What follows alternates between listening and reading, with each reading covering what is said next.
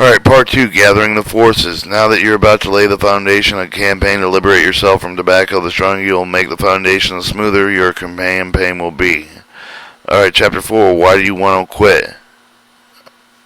Sometimes before finishing the chapter, get a piece of paper and pencil to begin listing the reasons why you want to stop smoking in order the importance of your personally.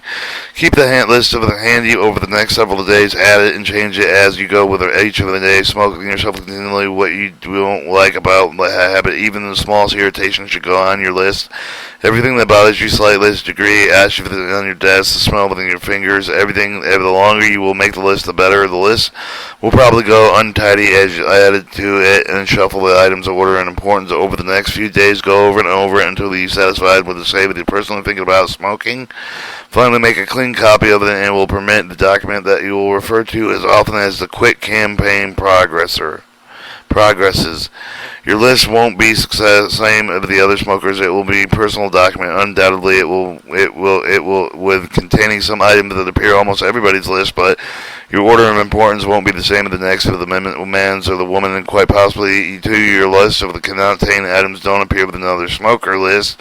Things that bother you but haven't particularly bothered you, and conversely have been listed odd little irritation hang-ups that have never disrupted you at all. To help you go through the thoughts organized, here's a checklist of the items that we heard with mentioned most often.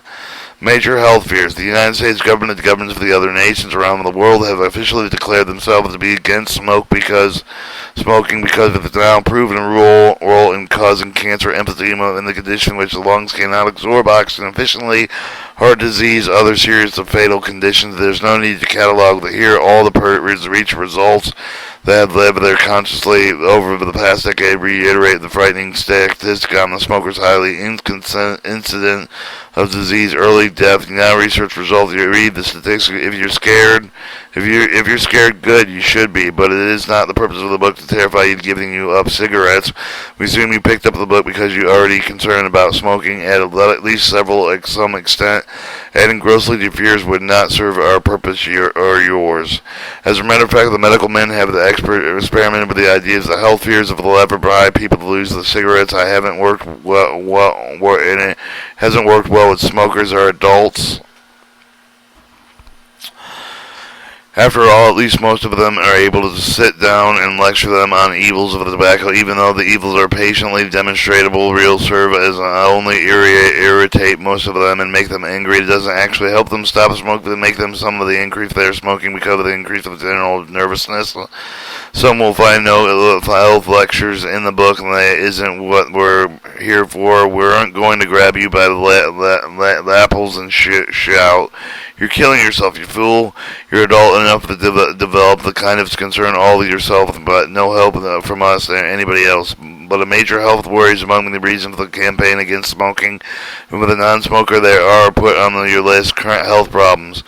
Few smokers feel that their health right now is healthy right now as they'd like to be. Whether or not they worry serious about cancer, heart disease, or some other health catastrophe in their future, they are concerned, worried, maybe just annoyed by signs of failure that they have already shown up within their bodies. For instance, shortness of breath. You pant after walking up a few flights of stairs, making only one flight. You feel extremely tired walking as little as a mile, especially a hilly mile.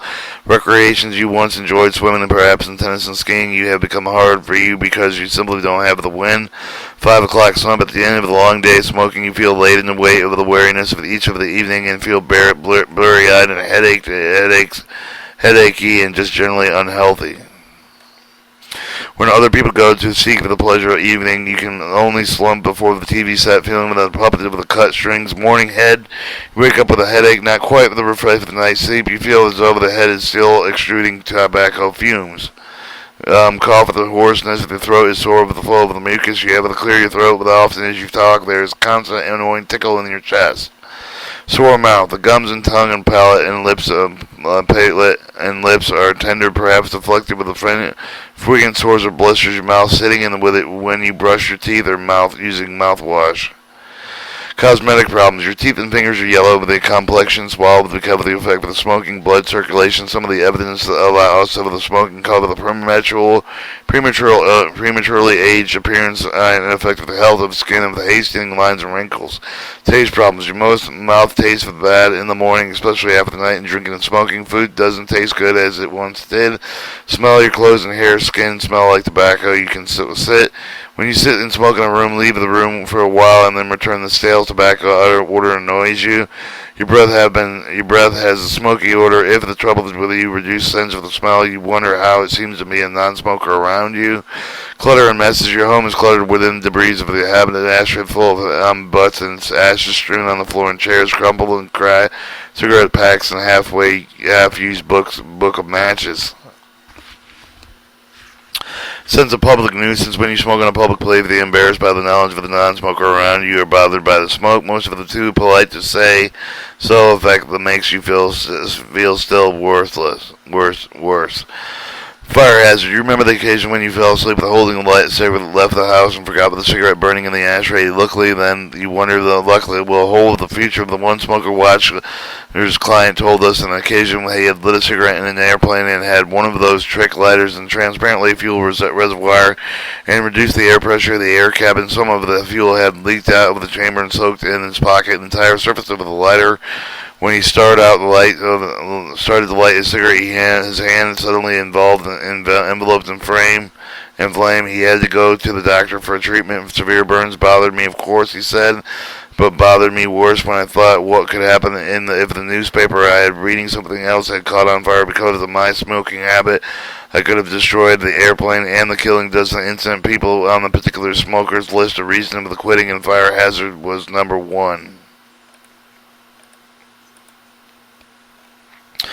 General nuisance effects. As a smoker, you constantly bothered by the fact that you only have one free hand. If you pick up some bulky object, perhaps in some other task everybody else has to do easily. Naturally, with the 2 times, you must try to do it with one hand or possibly fail ridiculously. 2, you try to do it with both hands while holding a cigarette, maybe burn your fingers. 3, hold the cigarette in your mouth and get the smoke in your eyes. 4, put you out with a half-smoked cigarette and feel irritating sense of loss. Cigarettes are always getting in your way. Reduction of sexual potency activity. Doctors don't know whether it causes the lies of the body chemistry simply in the fact that the smokers tire out at the end of the day, but the fact that many smokers find their sex lives less interesting than approaching age 40. As they approach age 40, those who stop smoking often report startling, almost instantaneous revival of sexual lives. Expense. If our cigarettes cost up to 40 cents a pack, you smoke with a pack of a day, you add up to $150 a year. The 2 packs a day, you spend $300 a year. Moreover, a smoker, you're likely to have generally poor health over the average non-smoker, so you pay extra during the typical year with the doctor, drugs bills you may pay with a whole year with a minor sickness if they could have aggravated by your smoking habit, sore throat, stimulus, headaches, moral sores. You pay other sicknesses that are already caused by the smoking, but they prey on you because your body generally defenses are weak. Disease such as colds, flu, strep throat infections, and we may pay much more heavily in many of the other ways in serious illness and cancer and heart disease. Guilt over setting the bad example. If there are children and teenagers in your home, or if you spend any part of the time around youngsters who look up to you as an adult model to copy, you feel really uncomfortable about your smoking. It's well known that youngsters is much more likely to become smoker if their parents smoke than their parents that don't. In one study of the Princeton University, researchers gathered together the 2 groups of young men and women up to the age of 30. If no smoking group, and it turned out only 24% had come from homes in which one or both of the parents smoked. In the smoking group, 67% had at least one smoking parent, and the other 11% recalled that children and teenagers they had been close to some other admirable adult, a teacher and an athletic coach, a camp, or counselor who smoked. General self-satisfaction. You're unhappy over the thought that tobacco enslaved you. You're aware that many of the other smokers escaped their slavery. You're angry to yourself at the beginning of the image of the weak to gain your own freedom. These are some of the most common items that you see in a smoker's list. Now, make your own list and carry it out around with you. Keep it nearly as you go through the next few packs of cigarettes. Think about it with a heart and habit to carefully notice every aspect that you don't like. Don't show the list to the non-smoker. Smoke to a smoker, yes. To an ex-smoker, fine, but not a non-smoker. He only will laugh at you.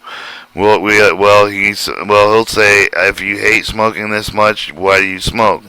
He won't be able to understand what you're going through, and only a smoker or ex-smokers can hope that you understand. Only we can make any sense out of this magnificent paradox: to hate smoking, yet to smoke. All right, not ready to over your list.